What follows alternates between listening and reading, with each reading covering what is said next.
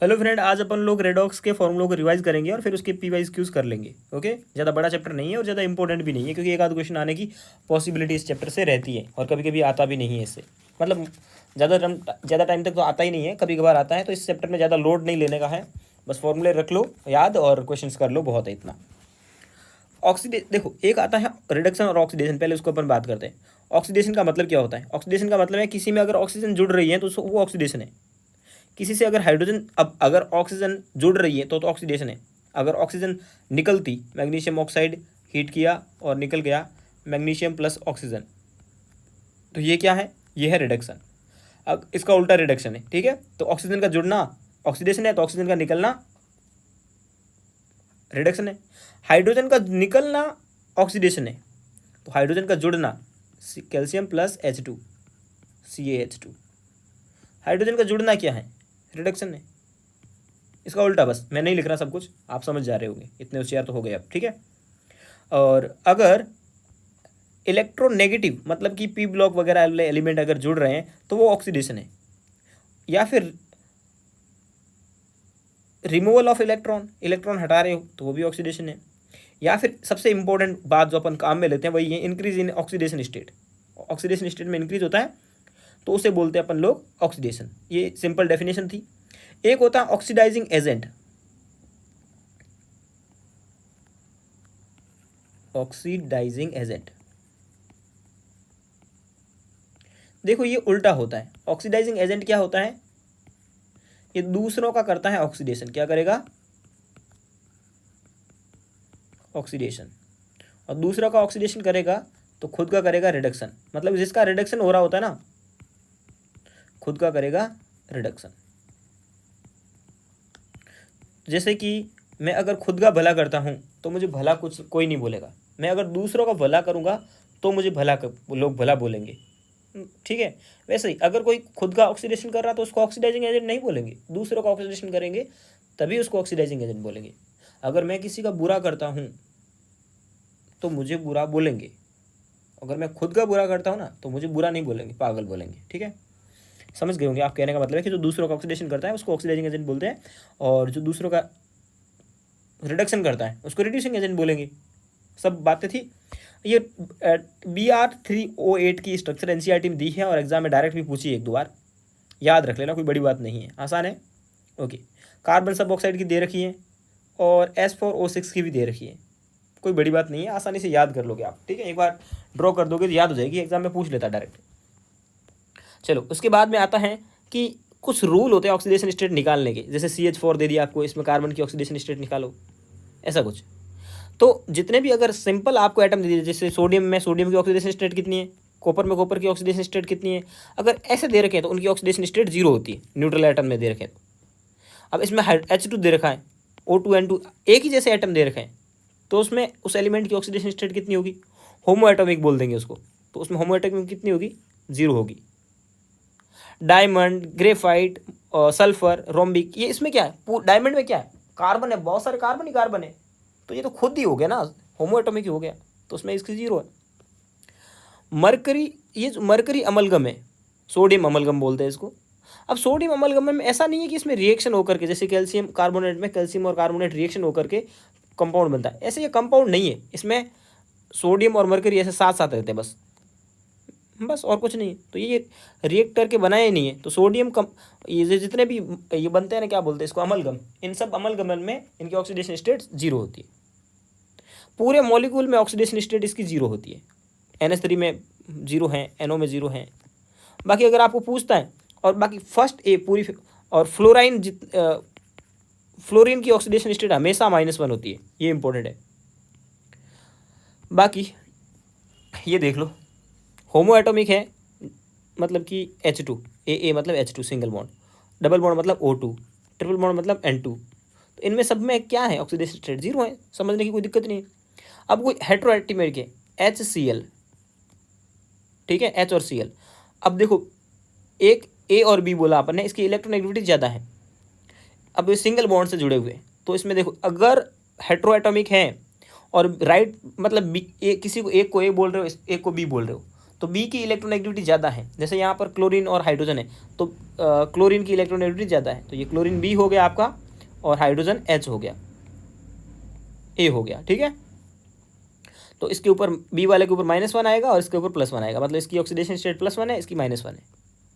ठीक है, अगर मान लो कि CO2 आता है, ऐसे डबल बॉन्ड आ गया, कार्बन की इलेक्ट्रोनेगेटिविटी और ऑक्सीजन की इलेक्ट्रोनेगेटिविटी में ऑक्सीजन की इलेक्ट्रोनेगेटिविटी ज़्यादा होगी, तो ऑक्सीजन बी बनेगा, कार्बन ए बनेगा।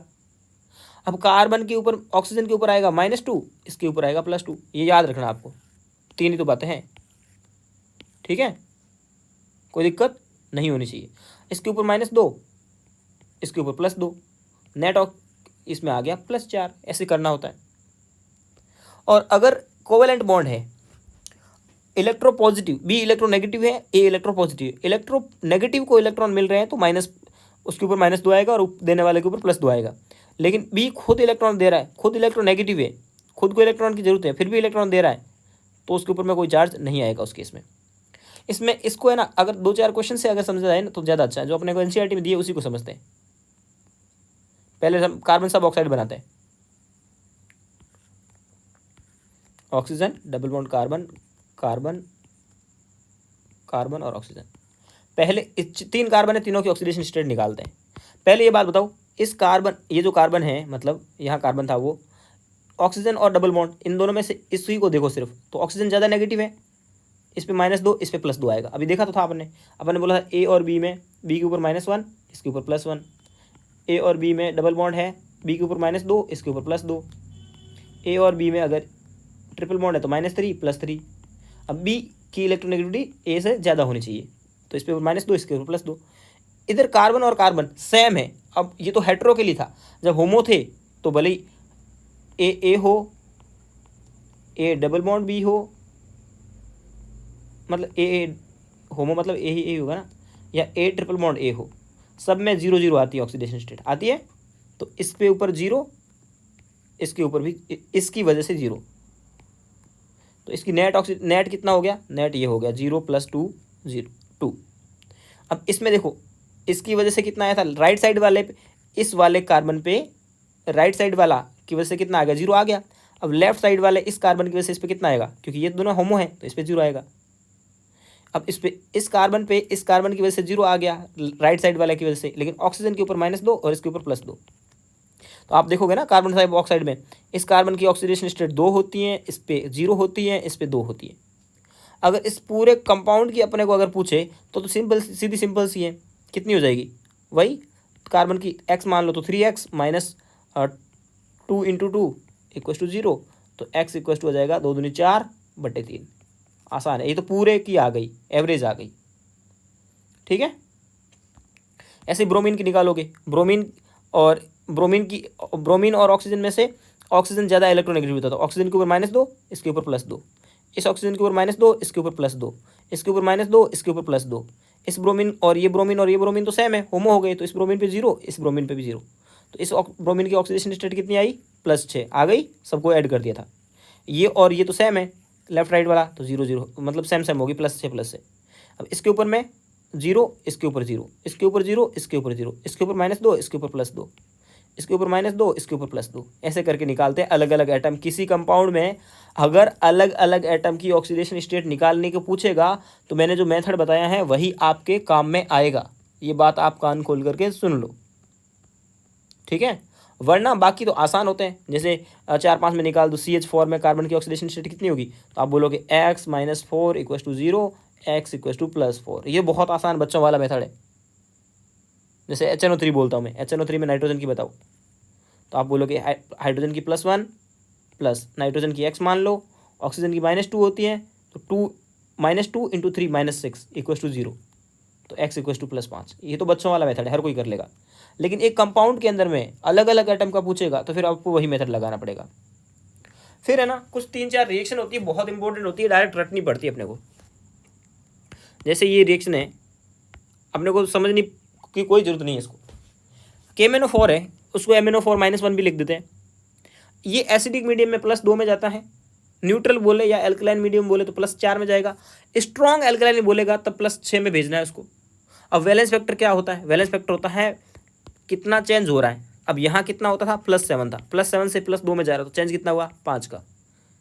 डायरेक्ट याद रखनी है ये 3 रिएक्शन, तो ऐसे के ऐसे ही काम में आती है, ठीक है, क्योंकि इस पे क्वेश्चन बनेगा वही वाले जो अपन इलेक्ट्रोकेमिस्ट्री में समझ में आए थे, इक्विवेलेंट बराबर mole into valence factor. 2 reaction देगा, एक रिएक्शन ये देगा, एक की कोई और देगा, ठीक है, तो उन दोनों की इक्विवेलेंट बराबर करने पड़ेंगे, मोल इंटू वैलेंस फैक्टर बराबर मोल इंटू वैलेंस फैक्टर। आप अगर मॉड्यूल के क्वेश्चन करते हो तो ऐसे क्वेश्चन आएंगे आपके सामने, तब आपको वैलेंस फैक्टर इन रिएक्शन का तो याद ही रखना पड़ेगा। क्यों? क्योंकि इसके सारे क्वेश्चन में ये तो आते ही आते हैं। इसके अलावा K2Cr2O7 का भी वैलेंस फैक्टर 6 याद रख सकते हो। इस रिएक्शन का रिएक्शन डिटो याद करनी है। कुछ ऐसी रिएक्शन आएगी जिसका वैलेंस फैक्टर अपने को निकालना पड़ेगा, तो वे कैसे निकालेंगे अपन जस्ट अभी देखेंगे। बट उससे पहले आपको बता दूं रेडॉक्स क्या होता है। रेडॉक्स का मतलब होता है जिसमें ऑक्सीडेशन भी हो रहा है और रिडक्शन भी हो रहा है, दोनों साथ साथ हो रहा है, उसको रेडॉक्स बोलेंगे। अगर वो 2 अलग अलग मॉलिक्यूल का हो रहा है, जैसे यहाँ SnCl2 में SN का तो हो रहा है, SN +2 से +4 में जा रहा है, तो क्या हुआ, ऑक्सीडेशन हुआ। Fe +3 से +2 में जा रहा है, तो क्या हुआ, रिडक्शन हुआ। अलग मॉलिक्यूल का ऑक्सीडेशन हो रहा है, अलग मॉलिक्यूल का रिडक्शन हो रहा है, तो इसे बोलते हैं इंटरमॉलिक्यूलर, जैसे इंटरनेशनल, 2 अलग अलग के बीच में। तो इंटर मॉलिक्यूलर हो गया मतलब 2 अलग अलग मॉलिक्यूल के बीच में। इंट्रामॉलिक्यूलर मतलब एक ही मॉलिक्यूल के बीच में। यहाँ क्लोरीन का तो देखो, क्लोरीन किस में है, -1 में, ऑक्सीजन कितना है, -2 में। अब क्लोरीन जा रहा -1 से, सॉरी क्लोरीन है कितने में है, +3 2 नीचे, +5, +5 से -1 में जा रहा, क्या हुआ, रिडक्शन। ऑक्सीजन -2 से कहीं और जा रहा होगा, तो इसका रिडक्शन हुआ। एक का ऑक्सीडेशन एक ही मॉलिक्यूल से हो रहा है, ठीक है। अब देखो एक ही एटम पे हो, डिस्प्रोपोर्शनेशन का मतलब होता है एक ही एटम का, वो मॉलिक्यूल की बातें थे। डिस्प्रोपोर्शनेशन बहुत इंपॉर्टेंट है, एग्जाम में आता रहता है। ये वाली वाइट फॉस्फोरस है। क्यों वाइट फॉस्फोरस कैसे बोल दिया मैंने, रेड क्यों नहीं बोला, क्योंकि PH3 सिर्फ वाइट फॉस्फोरस से बनती है, रेड से नहीं। ये NCERT का ही क्वेश्चन है आपके पी ब्लॉक 12 का। एनीवे इसके साथ में रिएक्शन कराते हैं तो एक तो बनता है ये और एक बनता है ये। अब इसमें फॉस्फोरस में एक में ऑक्सीडेशन हो रहा है और एक में रिडक्शन हो रहा है, तो ऑक्सीडेशन और रिडक्शन सिर्फ एक एटम के हो रहे हैं, एक ही एलिमेंट के हो रहे हैं, तो उसको बोलते हैं डिस्प्रोपोर्शनेशन। ओके, फिर अपने को इक्विवेलेंट वेट चाहिए होगा, तो अपन बोलेंगे molecular weight upon valence factor. अब वैलेंस फैक्टर कैसे लेके आओगे, molecular weight upon valence factor, ये क्या है, वैलेंस फैक्टर है। वैलेंस फैक्टर कैसे लाओगे, नॉर्मल ऑक्सीडेशन हो रहा है, जैसे कि magnesium plus oxygen gives magnesium oxide, ठीक है। मैग्नीशियम 0 में था, यहाँ +2 में गया, तो इसका N कितना हो जाएगा, 2 - 0, आसान सा।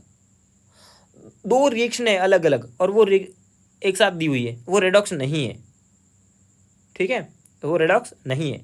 तो उस कंडीशन में उनका वैलेंस फैक्टर क्या होगा, N1 + N2।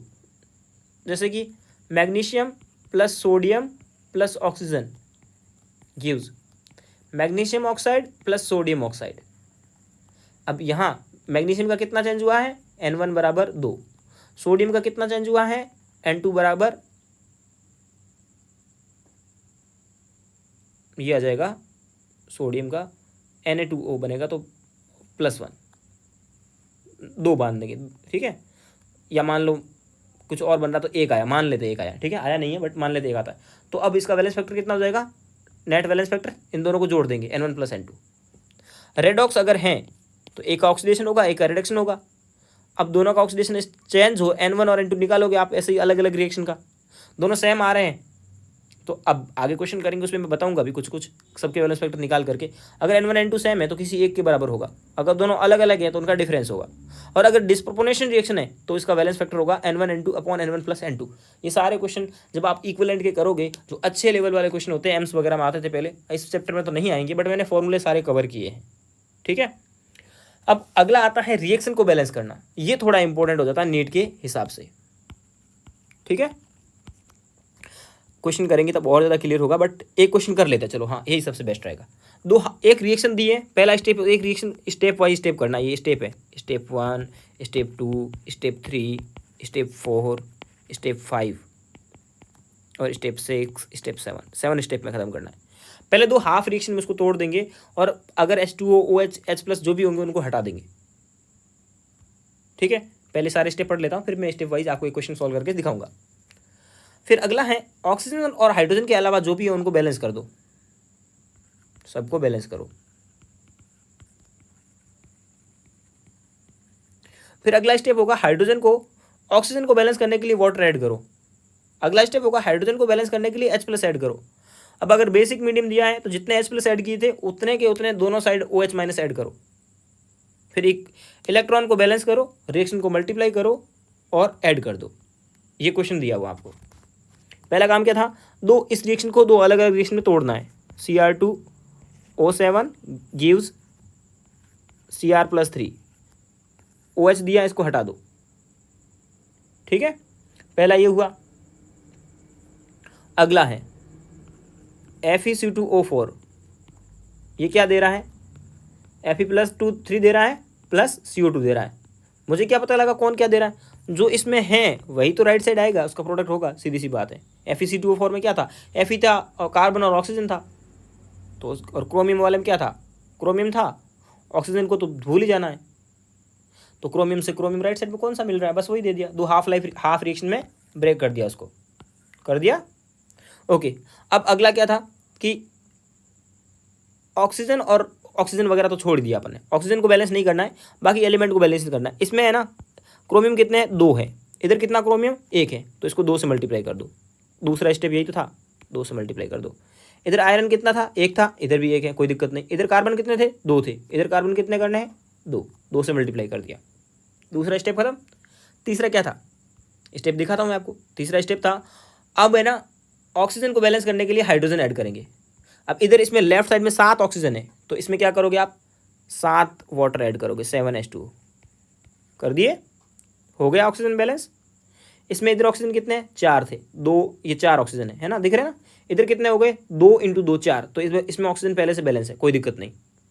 अगला स्टेप क्या होता है, H+ को बैलेंस करो। हाइड्रोजन को बैलेंस करने के लिए H+ जोड़ो। इधर H+ कितने हो गए, अब 7 दूनी 14 हो गए, तो इधर ऐड करोगे 14H+, हो गया ये तो बैलेंस। और इसमें हाइड्रोजन है ही नहीं, तो हाइड्रोजन बैलेंस हो गए। हाइड्रोजन बैलेंस के बाद में क्या करना है, बेसिक मीडियम हो तो अपने को H+ दिया है, H+ का मतलब होता है acidic medium, sorry H+ acidic medium दिया, तो वो काम भी नहीं करना OH जोड़ने का। अब इलेक्ट्रॉन को बैलेंस करोगे। इलेक्ट्रॉन कैसे बैलेंस करोगे, इधर का नेट चार्ज कितना है, इधर नेट चार्ज है 14 प्लस का, इधर नेट चार्ज कितना है 3 दूनी 6 प्लस का 6, तो ज़्यादा कितना है, इधर ज़्यादा है, कितना है 6 और मतलब 4 और 8 इधर ज़्यादा है, प्लस 8 इधर ज़्यादा है, लेफ्ट साइड में प्लस 8 है, प्लस 8 ज़्यादा है, शायद ये यहाँ पे रिएक्शन में ही -2 था। ओके, मैंने गलती कर दी और क्रोमियम +3 था। हाँ कोई दिक्कत नहीं, कोई गलती नहीं है, यहाँ -2 आ जाएगा, ठीक है, कोई दिक्कत नहीं है। चलो इधर कितना हुआ नेट चार्ज, इधर नेट चार्ज हुआ 12, इधर नेट चार्ज कितना था 6, मैंने रिएक्शन को लिखते टाइम गलती कर दी थी, उसके ऊपर मैं माइनस में क्वेश्चन में ही दिया हुआ था, ठीक है। तो इधर इसके 6 से इधर का 6 कैंसिल कर दो, तो कितना बच गया, इधर लेफ्ट साइड में +6 नेट बच गया, +6 बच गया ना, तो जितना प्लस का बचता उतने इलेक्ट्रॉन इधर ऐड कर दो, जिस साइड प्लस होता है उधर इलेक्ट्रॉन ऐड कर दो, हो गया इलेक्ट्रॉन ऐड। ये रिएक्शन बैलेंस। इस रिएक्शन में देखो, इस रिएक्शन में इस साइड कोई नेट चार्ज नहीं है, 0, इधर कितने हैं +3 चार्ज है, इधर प्लस जितना प्लस चार्ज होता है उतने इलेक्ट्रॉन ऐड कर दो, बात खत्म, हो गया। अब इन दोनों रिएक्शन को मल्टीप्लाई ऐसे करना है कि आपस में इलेक्ट्रॉन बराबर हो जाए। इसको 1 से मल्टीप्लाई कर दूँ और इसको कर देता हूँ 2 से मल्टीप्लाई, तो क्या हो जाएगा, 3 दूनी 6 इलेक्ट्रॉन इधर भी, 6 इलेक्ट्रॉन इधर भी, फिर इनको जोड़ देंगे। इसको तो 1 से ही मल्टीप्लाई करना है, तो 14H+ plus Cr2O7 -2 plus 6 electron. और अब इस रिएक्शन का लेफ्ट साइड का लिखा, अब इस रिएक्शन का भी लेफ्ट साइड लिखेंगे, FeC2O4, बीच में कॉमन एरो लगाएंगे, अब राइट साइड वाला लगेंगे 2CrO3 और Fe, इसको किससे मल्टीप्लाई, 2 से मल्टीप्लाई करते हुए लिखना है, Cr+3 plus 7H2O plus 4 CO2 plus 6 electron, electron से इलेक्ट्रॉन कैंसिल हो जाएंगे, ठीक है। तो ये आपकी बैलेंस रिएक्शन आ गई, आसान थी, कोई तरीका ज़्यादा मतलब ज़्यादा हार्ड नहीं था, मुझे नहीं लग रहा ज़्यादा हार्ड था, ठीक है। ओके, तो इस तरह से आपके सारे क्वेश्चन सॉल्व होंगे, क्वेश्चन अपन सॉल्व करेंगे, लेकिन फॉर्मूला तो इसमें इतना ही होता है, फॉर्मूला या मेथड जो भी था मैंने आपको करवा दिया। इस चैप्टर के क्वेश्चन करेंगे कल अपन, और उसके बाद मैं आपको करवाने वाला हूँ सिर्फ आयनिक इक्विलिब्रियम, ठीक है, इक्विलिब्रियम अच्छे से कर लेंगे, पूरा मतलब फॉर्मूला भी कर लेंगे और फिर उस अच्छे से क्वेश्चन कर लेंगे उस पर, क्योंकि इक्विलिब्रियम बहुत इंपॉर्टेंट है।